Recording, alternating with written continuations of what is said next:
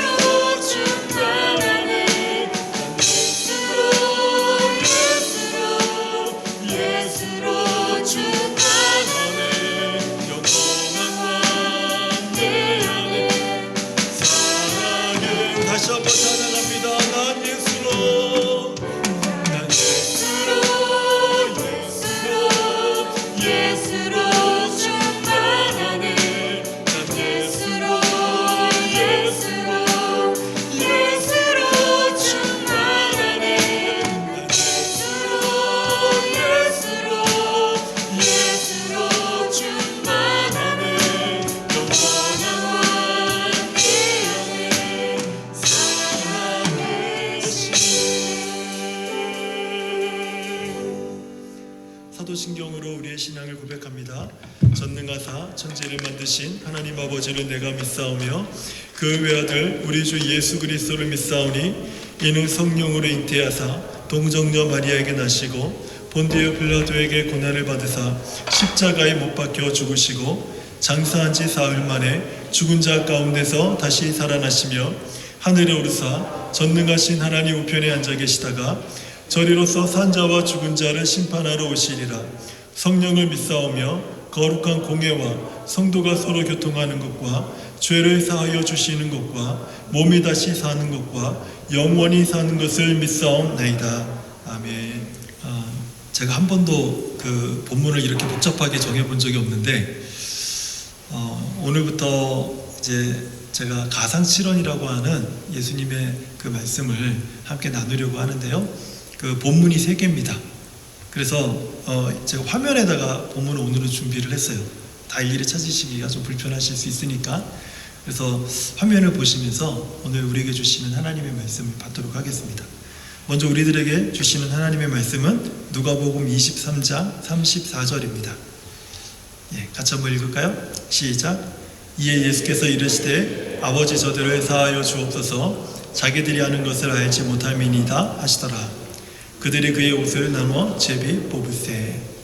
두 번째 말씀은 누가복음 23장 43절의 말씀입니다. 시작. 예수께서 이르시되 내가 진실로 내게 이르노니 오늘 네가 나와 함께 낙원에 있으리라 하시니라. 세 번째 말씀은 요한복음 19장 26절에서 27절입니다.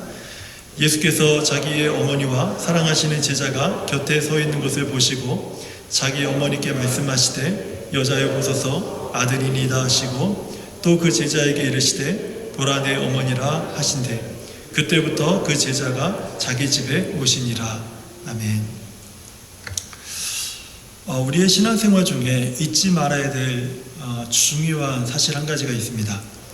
하나님께서 십자가를 통해서만 우리 기독교 신앙에 대해서 말씀하신다는 사실이에요. 그 기독교 신앙에 있어서 가장 중요한 것은 십자가입니다. 그 십자가를 우리가 제외시키고 신앙생활한다. 그것은 어불성설이에요. 예수 그리스도의 십자가가 우리 기독교에 있어서는 굉장히 중요한 핵심 메시지라는 사실이라는 거죠. 이 세상의 사상과 철학은 변하고요. 인간의 풍조는 나날이 갈리어도 역사의 세월 속에서 변하지 않는 것이 한 가지가 있어요. 그 죄인을 구원하시는 하나님의 방법입니다. 세월이 아무리 많이 흘러도 죄인을 구원하시는 하나님의 방법은 여태껏 한 번도 바뀐 적이 없습니다. 하나님께서는 오직 예수 그리스도의 십자가를 통해서만 죄인을 구원하심으로 우리를 향한 하나님의 사랑을 확실히 증명하셨습니다. 예수 그리스도의 십자가는 기독교 신앙의 진수이자 우리 성도 신앙의 핵심입니다. 예수님은 이런 그 십자가에 우리 죄를 위해서 달려 죽으실 때 십자가상에서 7마디를 남기셨습니다. 이것을요 가상 7언이라고 말을 해요. 십자가 위에서 한 7마디. 그래서 그거를 가상 7언이다 이렇게 얘기를 합니다. 저는 오늘부터 부활절까지 예수님께서 십자가상에서 남기신 이 가상 7언에 대한 말씀을 가지고 설교를 하려고 합니다. 먼저 오늘은 1언에서 3언까지의 말씀을 나누고요.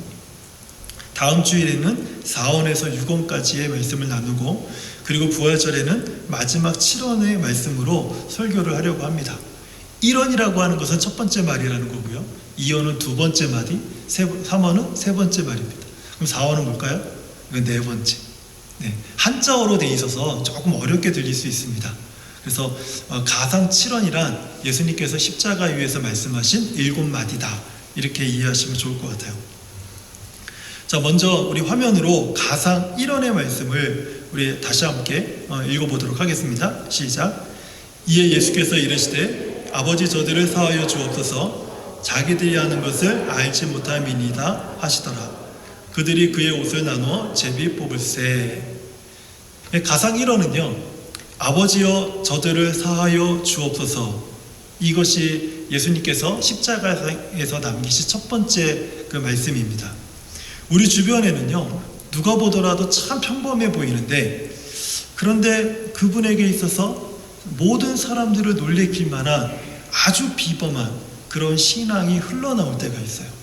전혀 그럴 것 같지 않은데 위기가 닥치면 그 누구보다 가장 하나님 앞에 엎드려 기도한다든지 하나님의 말씀을 남모르게 깊이 탐독하고 있다든지 아니면 정말 어려운 상황에서 그 사람을 용서한다든지 사랑한다든지 배려한다든지 누가 알아봐 주지 않아도 내 삶 속에서 예수 그리스도의 모습으로 삶을 살아낸다든지 이렇게 비범한 그런 신앙의 삶을 살아내는 사람들이 있습니다.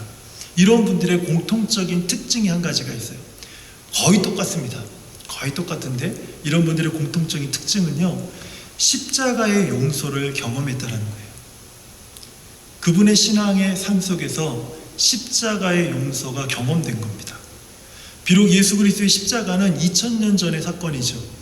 그렇지만 내가 죽을 처절한 죄인이라는 사실을 깨닫고 십자가에서 베푸신 그 주님의 용서를 오늘 내 삶 속에서 경험한 거예요.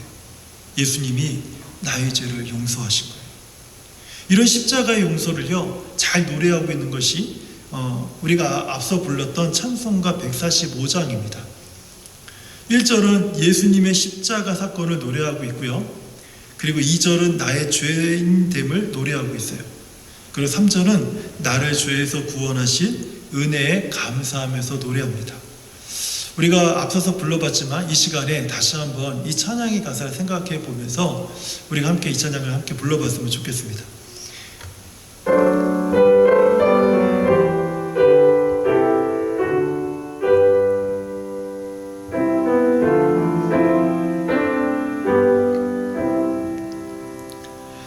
오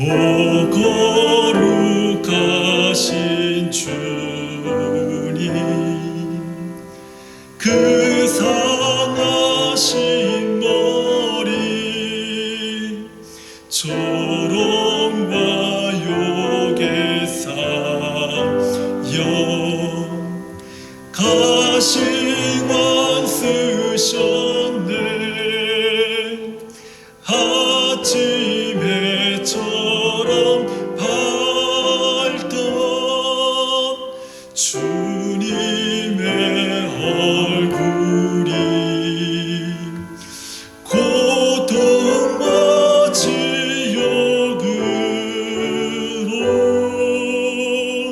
장백해 지셨네. 주 당하신 그 고난 죄인 위함이라 내 지은 죄로 인해 주 형벌 받았네. 내 주여 비옵나니 이 약한 죄인을 은혜와 사랑으로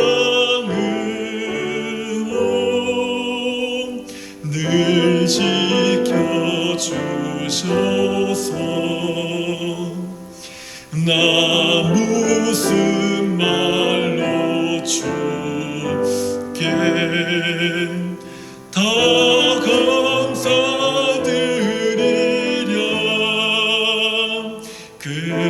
끝없는 주의 사랑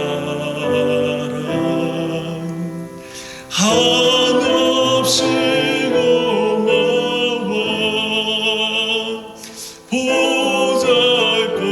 보잘것없는 나를 주의 것 삼으사 주님만 사랑하고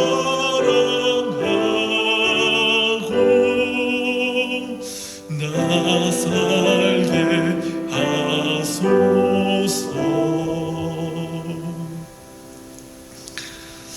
여러분들은 이 십자가에서 나의 죄를 용서해 주신 그 예수님을 만났습니까? 내가 아직 그 십자가 예수님을 만나지 못한 것 같다, 이런 생각이 있는 분이라면 이 시간에 함께 이런 생각을 한번 해봤으면 좋겠어요. 죄 없으신 예수님께서 고발을 당해서 이제 십자가에 못 박혀 달려 있습니다.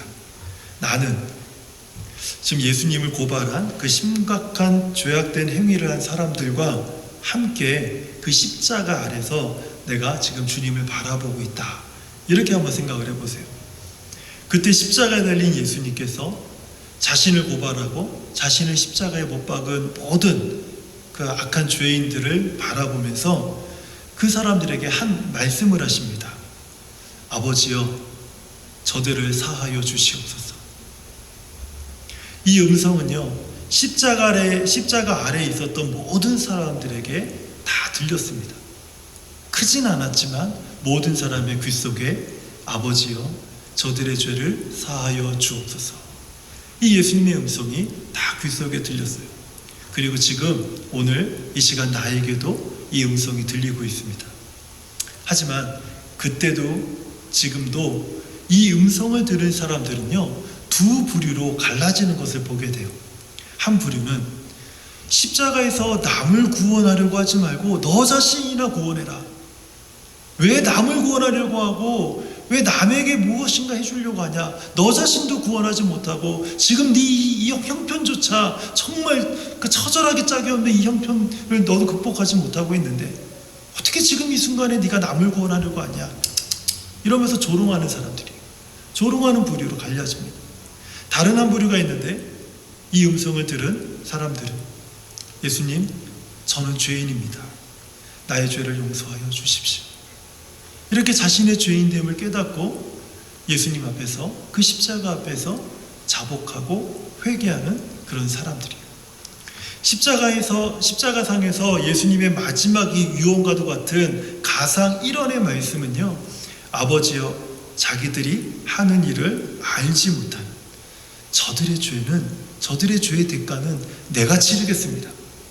그러니 저들의 죄를 용서하여 주시옵소서.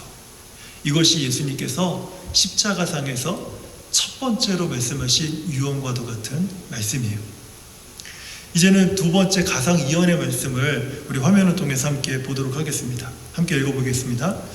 예수님께서 이르시되 내가 진실로 내게 이르노니 오늘 네가 나와 함께 낙원에 있으리라 하시니라. 가상 2원은요, 오늘 네가 나와 함께 낙원에 있으리라 라는 말씀입니다. 오늘 네가 나와 함께 낙원에 있으리라. 예수님께서 십자가에 달리실 때 두 강도도 함께 십자가에 달렸습니다. 한 강도는 왼편에, 한 강도는 좌편에 이렇게 달리게 되었습니다. 사람들은 십자가 아래에서 예수님을 바라보면서 막 고개를 흔들며 지나갔어요. 얼마나 나쁜 죄를 지었길래 이러면서 고개를 흔들며 지나갑니다. 그냥 지나가면 괜찮은데 막 예수님을 모욕하고 조롱하는 말을 하면서 그 십자가에 달리신 예수님을 바라보면서 이렇게 다 지나갔어요. 그러면서 이런 말을 합니다. 아니 저 사람이 저기 달리기 전에는 예루살렘의 성전을 헐고 사흘 만에 다시 짓겠다고 호언장담하던 사람 아닌가? 정말 저 사람이 하나님의 아들이라면 지금 십자가에서 내려와서 자기 자신이 스스로 구원하는 것을 이 많은 사람들 앞에 보여줘야 될 거 아닌가? 저 사람은 남은 구원하면서도 자기 스스로도 구원하지 못하는데 저 사람이 말하는 구원이 정말 진실할까? 지금 십자가에서 한번 내려와 봐라. 그럼 내가 한번 믿어줄게. 이런 식으로 말들을 계속하는 거예요. 이런 온갖 모욕과 조롱을 심지어는 욕설까지 내뱉으면서 그 예수님을 모욕하고 조롱하고 했죠. 근데 마태복음 27장 44절에 보면요, 왼편과 오른편에 달린 두 강도도요 똑같이 십자가 아래에 있는 사람들과 똑같이 예수님을 욕했다 이렇게 말씀하고 있어요. 똑같이 욕을 했다. 근데 십자가에 달린 그 한편의 강도는 여전히 예수님을 비방하고 욕했습니다. 네가 정말 하나님의 아들이라면 너와 우리를 구원해봐라. 근데 무슨 일이 있었는지 다른 한편에 있는 강도에게는 심경에 변화가 생겼어요. 오히려 예수님을 비방하는 다른 편의 강도를 막 나무라면서 자기의 죄를 인정했습니다. 우리 자신들의 죄를 인정했어요. 그리고는 이렇게 말합니다. 예수여, 당신의 나라가 임하실 때에 나를 기억해 주십시오. 이때 예수님께서 가상 2원의 말씀을 그 사람에게 하세요. 내가 진실로 내게 이르노니 오늘 네가 나와 함께 낙원에 있으리라. 성경은 예수님의 십자가 죽음에 대해 말씀할 때 이 구약의 속죄 제물에 비유해서 예수님의 십자가 사건을 말씀합니다. 즉 십자가에 달린 예수님의 몸이 속죄를 위한 제물로 드려졌다라고 말씀하는 거예요. 지금 예수님이 십자가에 달리신 것은 우리의 죄를 용서하기 위해서 제물처럼 드려졌다. 이렇게 구약 성경이 이야기를 하는 겁니다. 머리에는 가시관이, 손과 발에는 굳게 박힌 그 세 개의 못이 그분을 고통스럽게 했죠. 기력이 닿을수록 몸은 점점 처져서 늘어졌고, 그럴수록 그 처진 그 몸은 그 뼈를 관통하고 있는 그 못들 때문에 더 그 못이 살을 찢게 만들었고 더 고통스럽게 만들었어요. 그리고 계속되는 출혈로 인해서, 그리고 두통은 예수님의 고통을 더 가혹하게 그렇게 만들었죠. 이런 고통스러운 상황에서 주님의 이 두 번째 말씀은요, 죽어가는 한 강도의 구원을 위한 말씀이었어요. 여러분, 이것이 가능할까요? 내가 이렇게 고통스러운데, 내가 이렇게 죽을 만큼 고통스러운데, 그런데 다른 사람을 생각할 수 있을까요? 제가 20대 초반에 결핵에 걸린 적이 있어요. 이쪽 폐가 아니라 늑막 쪽에 결핵에 걸려서 6개월 동안 약을 먹은 적이 있는데, 잠을 자고 있는데요, 이 다만한 큰 불덩이 같은 그 바위 같은 게요, 제 몸을 훅 들어오더라고요. 꿈에. 진짜가 아니고 꿈에. 근데 그때부터 고통이 시작이 되는데 너무너무 아픈 거예요. 막 고함을 지를 정도로. 근데 결핵이라는 게 뭔지를 모르는 그 당시에 너무 고통스러우니까 이제 병원에 찾아갔더니 결핵이래요. 그러면서 한 12알 되는 알약을 6개월을 먹어야 된대요. 그러니까 하루에 3번씩. 먹다가 막 진짜 괴로워서, 약을 먹는 게 괴로워서 힘들 정도로 이제 그 결핵 그 약을 먹고 이제 낫게 되었는데, 그때 밤마다 찾아왔던 그 고통은요, 이루 말할 수가 없어요. 그런데 그때 내가 누군가를 생각하고 배려하고 위해서 뭔가를 한다? 이거 불가능해요. 하물며 십자가에 달려서 그냥 달려있는 것도 아니고, 못 박히고 가시관을 쓰고 채찍을 맞은 후에 그렇게 달려서 창에 찔려서 온갖 피와 물이 다 쏟아지고 있는 그 상황에서 어떤 한 영혼을 위해서 구원의 메시지를 준다는 것이, 이게 가능할까요? 불가능해요. 하지만 예수님은 마지막 남은 그 피 한 방울까지도요, 한 영혼을 구하는 일에 사용하셨다는 거예요. 우리가 가상이언의 말씀 속에서 예수님이 가지고 계셨던 우선적인 관심사가 무엇인지를 우리는 여기서 볼 수가 있습니다. 예수님이 죽는 바로 그 순간까지 예수님이 가지셨던 가장 우선적인 관심은요, 한 영혼의 구원에 대해서 아주 깊은 관심을 가졌다는 거예요. 구원받은 진정한 성도의 특징은요, 아직 구원받지 못한 한 영혼에 대해서 연민의 마음을 갖는 것입니다. 내가 그 사람을 구원해 줄 수는 없어요. 하지만 아직까지 주님을 알지 못하는, 아직까지 예수님의 십자가의 복음을 깨닫지 못하고 있는 그 사람을 바라보면서 안타까워하고 주님의 마음으로 그를 위해서 기도하고, 이런 연민의 마음이 있을 때 우리가 주님의 마음을 배울 수 있다는 거예요. 김남준 목사님이라는 분이 계시는데, 그 목사님의 글에 이런 글이 있습니다. 역사적으로 교회는요, 구원받은 감격에 넘치는 때를 제외하고는 주님의 심장으로 전도의 사명을 감당한 적이 없습니다.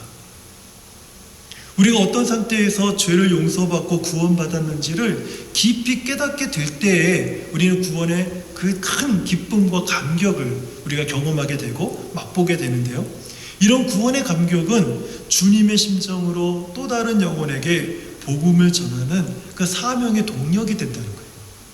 근데 그게 없으면 우리가 전하는 복음은, 내가 복음을 전하고도 나중에 내가 그 복음을 오히려 믿지 않겠다고 불신하게 되는 그런 모습으로도 바뀔 수 있다는 거예요. 예수님은 십자가에서 모든 피를 쏟으며 죽어가면서도요, 자신을 생각하지 않았고 한 영혼의 구원을 먼저 생각했습니다. 이런 예수님처럼 우리도 우리의 생명이 다하는 순간까지 한 영혼을 향해 그 마음을 다하는 성도가 될 때, 그때 우리가 주님의 마음을 배우고 주님의 마음을 갖고 주님을 닮아가는 그런 성도다, 우리 이렇게 말할 수 있다고 생각이 들어요. 이제 세 번째로 우리 가상 3원에 대한 말씀을 함께 읽도록 하겠습니다. 같이 읽어보겠습니다. 예수께서 자기의 어머니와 사랑하시는 제자가 곁에 서 있는 것을 보시고 자기 어머니께 말씀하시되 여자여 보소서 아들이니이다 하시고, 또 그 제자에게 이르시되 보라 내 어머니라 하신대 그때부터 그 제자가 자기 집에 모시니라. 가상 3원은요, 보라 내 어머니라 라는 말씀이에요. 처음 앞에 있었던 두 마디의 그 유언이 우리의 죄사함과 구원을 위한 것이었다면, 세 번째는 육신의 어머니 마리아와 사랑하는 제자 요한에게 주신 말씀입니다. 이 말씀을 언뜻 보면 참 개인적인 말씀이다. 우리는 이렇게 생각할 수가 있어요. 그러나 가상 3원의 말씀은요, 어떤 개인적인 관계 속에서 주시는 말씀이 아니라 상한 마음을 가진 성도들에게, 그리고 실패로 얼룩진 성도들에게 위로와 회복의 메시지를 주시는 말씀이라는 거예요. 예수님은 십자가 아래에 자기 어머니 마리아와 그리고 자기가 사랑했던 제자 요한이 함께 서 있는 것을 이렇게 보셨습니다. 그리고 그 어머니 마리아를 향해서 여자여 보소서 아들입니다, 이렇게 얘기를 해요. 마리아에게 있어서 예수님은 소중한 아들이었죠. 그런데 그 아들이 흉악한 강도로 누명을 쓰고 그리고 낙인이 찍힌 채 십자가에서 처참하게 지금 자기 눈앞에서 죽어가고 있어요. 여러분, 내 아들이 막 그 사람들한테 인정받고 칭찬받고 뭐 박사학위 받고 지금 대기업에 뭐 입사하고 그래서 뭐 비즈니스가 성공한 모습으로 사람들 앞에 있으면 얼마나 자랑스럽겠습니까? 그런데 지금 내 아들이 많은 사람들에게 손가락질 받고 조롱받고 욕을 먹으면서 그리고 십자가에 달려서 이제 처형당하는 그 모습 속에 있어요. 내 아들이. 그럴 때 어미의 마음이 어떻겠어요? 이 현장을 지켜보는 이 마리아의 마음이 짐작이 되세요? 예수님은요, 이거 찢어지는 가슴을 부여잡고 눈물을 흘리고 있는, 소리도 못 질러요. 그저 그냥 눈물만 흘리는 거예요. 눈물만. 그렇게 서 있는 마리아에게 어머니 이렇게 부른다면 마리아의 심정이 어떻겠습니까? 참고 있었던 그 심정이 폭발하지 않겠어요? 예수님은 어머니 마리아가 그 자리에서 통곡하는 모습을 보길 원치 않았던 거예요. 그것이 어머니를 향한 큰 배려입니다. 그래서 주님은 자기를 낳아준 육신의 어머니죠, 마리아를 마지막 순간까지 위로하기 위해서 여자여 라고 표현한 거예요. 왜 여자여 라고 했는가? 여자여는 하대하는 말이 아닙니다. 하대하는 말이 아니에요. 예수님의 마음이 그 어머니의 마음을, 그 슬픔을 폭발시키지 않기 위해서 배려하고 위로하기 위해서 여자여 이렇게 얘기를 했던 거예요. 즉 예수님은 자기 몸은 십자가에서 못 박혀 살이 찢기고 피가 흘리면서도 어머니 마리아가 받은 상처를 염려하고 계셨던 거예요. 여기서 우리는 상한 심령을 돌보시는 그 예수님의 배려를 보게 되는 거예요. 예수님은 십자가에 죽으시면서까지 상한 마음을 가진 자, 그들의 마음을 위로하셨어요. 그리고 이 배려는 마리아에게만 그치지 않습니다. 지금도 상한 심령을 가진 모든 성도들을 향해서 우리 주께서 그 마음을 베풀어 주고 계시는 거예요. 성경은 예수님께서 이 말씀을 하실 때 십자가 아래서 사랑하는 제자 요한이 있었다, 요한을 보았다, 이렇게 말씀하고 있지 않습니까? 이 구절에서 우리가 한 가지 흥미로운 사실을 발견하게 돼요. 마태복음 26장 56절을 보면요, 이에 제자들이 다 예수를 버리고 도망하니라. 예수님이 로마 군병에 다 붙잡혔을 때 이에 제자들이 예수를 버리고 모든 제자들이 다 도망하니라 라고 기록을 하고 있습니다. 그러니까 예수님께서 붙잡히시던 날에 모든 제자는 예수님을 다 버리고 도망쳤습니다. 그래서 십자가 처형이 이루어지는 골고다 언덕에는 제자들이 한 명도 없었어요. 그런데 어떻게 요한이 십자가 아래에서 지금 주님의 음성을 듣고 있죠? 어떻게 듣고 있죠? 요한이 돌아온 거예요. 도망치고 숨어 있다가 몰래 돌아온 거예요. 예수님의 마지막은 어떻게 된 것인가? 사랑하는 주님이 그 마지막은 어떤가? 하며 돌아온 거예요. 그러니까 비록 요한도 모든 제자처럼 똑같이 실패했습니다. 근데 끝까지 내가 주님을 따르겠습니다라고 그렇게 다짐했지만 삶의 위기가 닥쳐오고 두려움이 밀려오니까 예수님을 버리고 도망친 거예요. 그래서 실패한 그런 모습을 갖고 있는 거죠. 도망쳤음에도 불구하고 모든 제자 중에 가장 먼저 다시 십자가 언덕으로 돌아왔습니다. 예수님이 달린 십자가 아래 돌아왔는데 예수님하고 눈이 딱 마주쳤어요. 그럼 어떨까요? 예수님 멀쩡할 때 내가 배반하고 도망친 사람이잖아요. 요한이 할 수 있는 게 뭐가 있겠습니까? 고개를 떨구는 것 말고는 할 수 있는 게 없죠. 그리고 잠시라도 주님을 버렸다라는 그 후회, 그리고 고난을 당하고 계시는 그 주님의 모습을 보면 어떻겠어요? 그 마음이 막 그 배신했던 그 후회와 그리고 고난 당하신 주님의 모습을 볼 때 마치 나 때문에 예수님이 저렇게 된 것처럼 막 느껴지는 그런 마음들. 그러니까 자기 모습 속에서 발견할 수 있는 건 실패 흔적밖에 없는 거예요. 내가 예수님 앞에 있지만 지금 내 안에 있는 것은 실패한 흔적밖에 없어요. 자신의 인생에 남은 것은 영광이 아니라 실패밖에 없는 거예요. 근데 그게 더 선명하게 보이는 거예요. 그날따라 만회할 방법이 없는 거죠. 어떻게 해도 나의 실패를 만회할 수가 없습니다.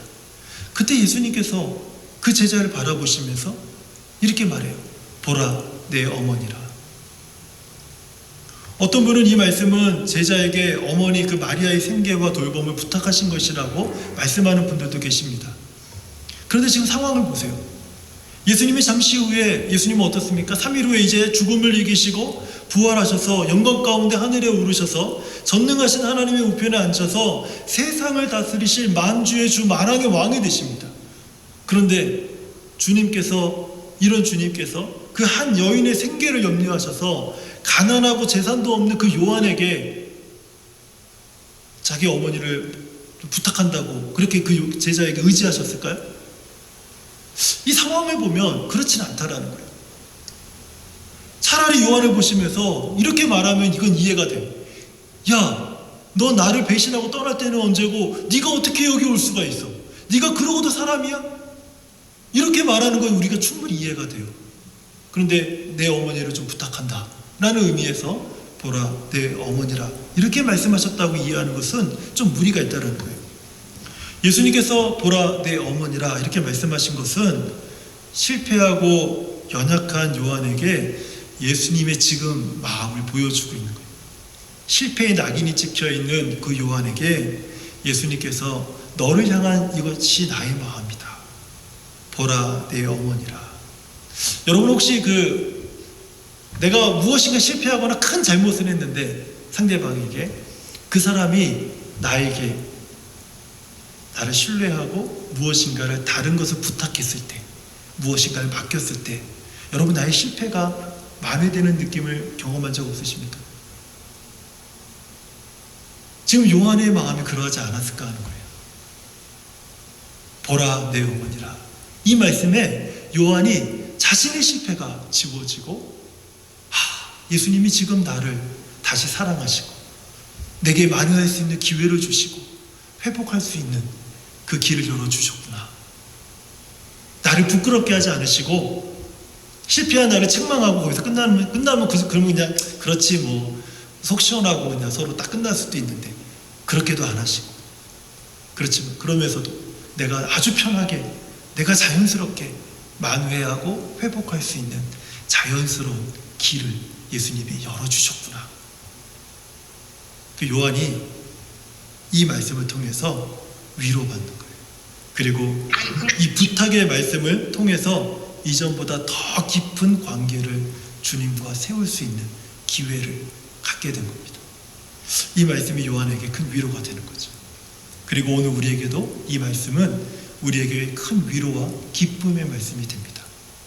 사랑하는 성도님들, 내가 아무리 신앙생활을 열심히 한다 하더라도 때로는요 내가 신앙생활을 포기하고 싶고 때로는 예배 자리를 떠나고 한동안 성경을 내 삶에서 밀어버리고 기도하지 않고 성경을 읽고 기도하는 거 둘째치고 교회도 안 나오고 가나안 성도라고 그러죠.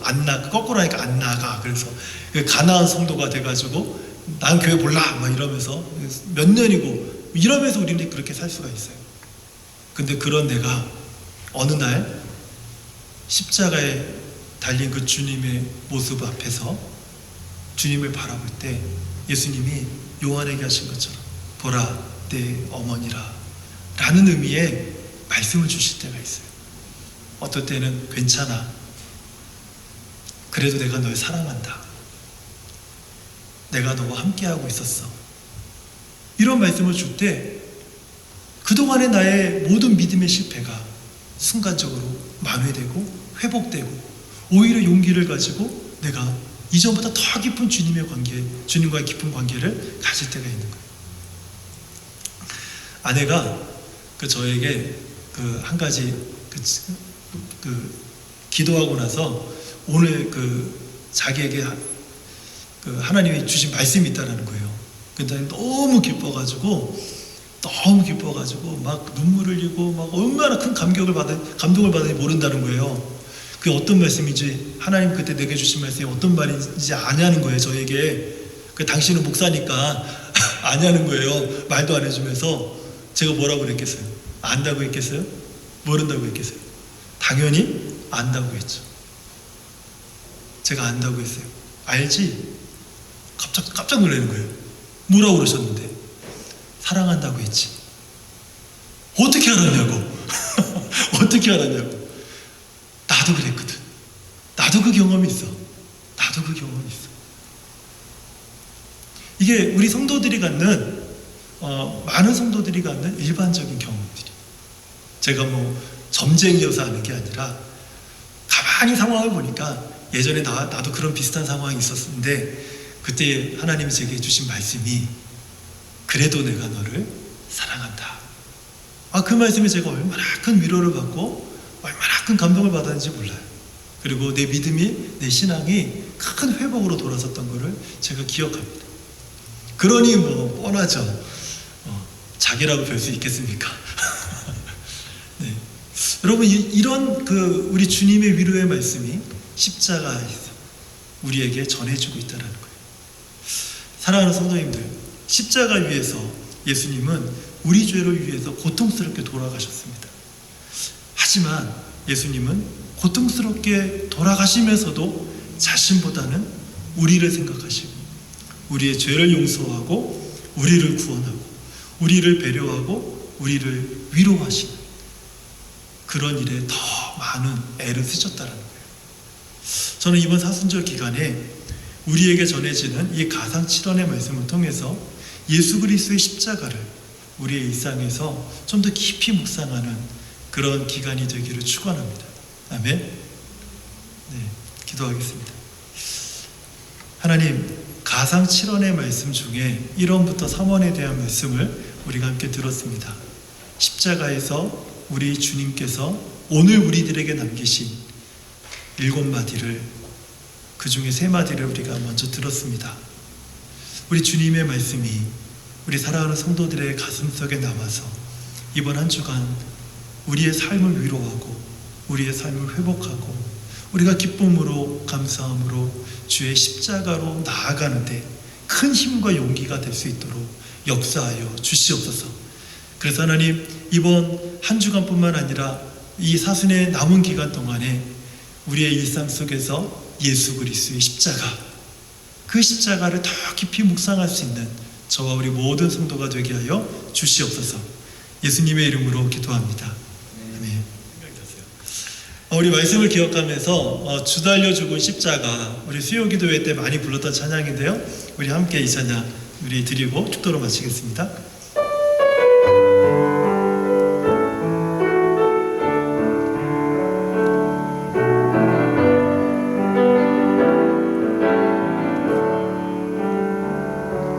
주달려 죽으신 십자가, 우리가 생각할 때에 세상에 속한 욕심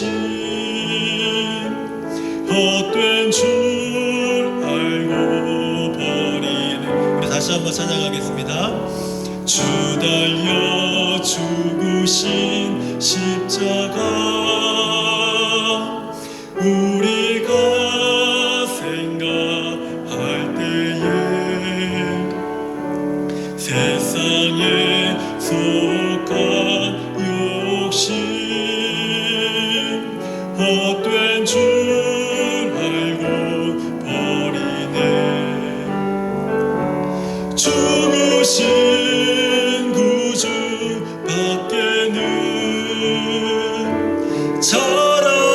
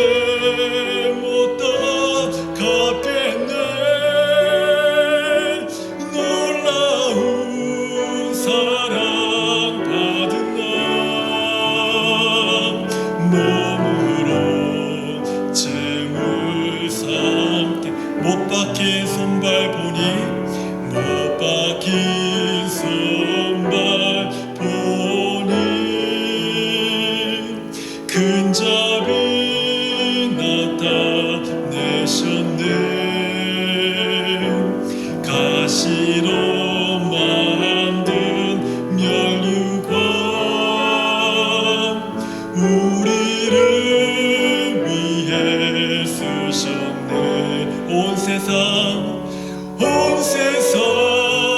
만물 가져도 주는 못다 갚겠네. 놀라운 사랑 받은 나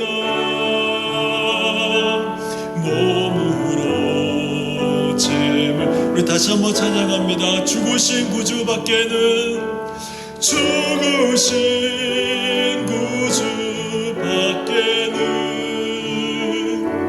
자랑을 말게 하소서.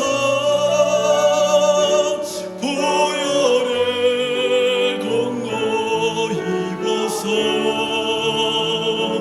교만한 마음을. 우리 마지막으로 온 세상 만물 가져도 온 세상 만물 가져도 주는 못다 갚겠네. 놀라운 사랑 받은 나 몸으로 재물 삼겠네. 이제는 십자가에서 우리 죄를 위하여 죽으실 뿐만 아니라 우리를 위하여 말씀을 남겨주신 예수 그리스도의 은혜와 그 아들을 우리 죄를 위해서 기꺼이 내어주신 하나님의 크신 사랑과 이것을 깨닫게 하시는 성령님의 교통하심과 역사하심이 가상칠언의 말씀을 우리 일상에 두고 이 십자가의 여정을 보내는 사순절 기간에 더 깊이 예수 그리스도의 십자가를 묵상하며 주께로 나아가겠습니다. 다짐하고 고백하고 기도하며 주 앞으로 나오기를 사모하는 우리 사랑하는 모든 성도들 머리 위에와 그들의 가정 위에와 자녀들 가운데 우리 주께서 피 흘려 세우신 에베네셀 교회 위에 이제로부터 영원토록 함께 계실지어다. 아멘.